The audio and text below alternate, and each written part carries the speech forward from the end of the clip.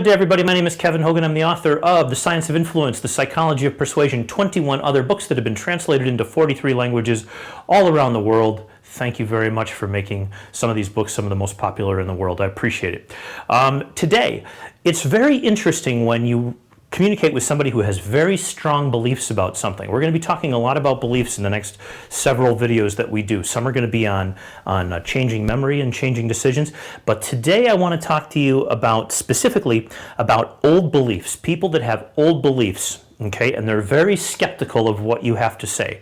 How do you get the skeptic to change their mind? Well, it's really important that you realize that you can't beat a skeptic over the head. The skeptic will not tolerate it. The skeptic is going to need you to do two things. Now, the person who has these old beliefs, they've been in this church for 20 years, they've been with this woman for 20 years, they've been in this position for 20 years, and you're saying they should change a job or go into business, okay? That's what I'm talking about. I'm talking about that strong of a belief. How can you make the impression to cause change? Because it's really tough in the situation, right? Well, we all know that people oscillate back and forth all day long as far as what they should be doing. Should I stay at this job? Should I leave the job? Should I stay with the wife? Should I leave the wife? Should I, should we have more kids? Should we not have more kids? Should I change my job? Should I not? Now, here's the thing.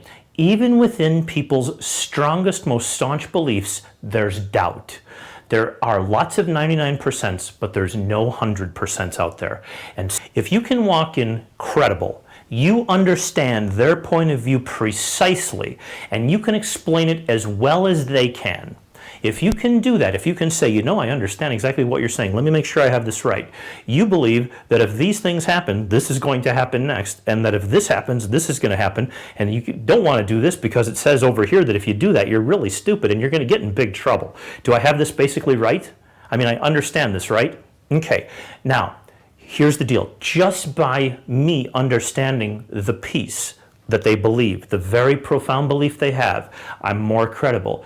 But if they also, and remember we have the video on credibility, all of the pieces of the credibility formula, things like being dependable, being on time, being trustworthy, all of those things factor into credibility.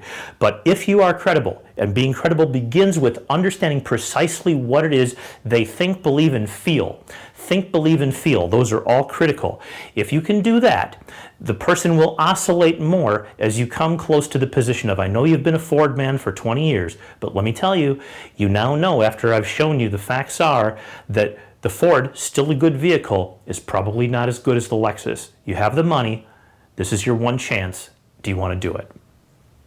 And they have a chance now. As you approach the goal, you've given them the flavor of it, you've talked briefly about it, you've talked about the wisdom of their decision in the past, you validated all of their beliefs. None of their beliefs were wrong. None of them were wrong.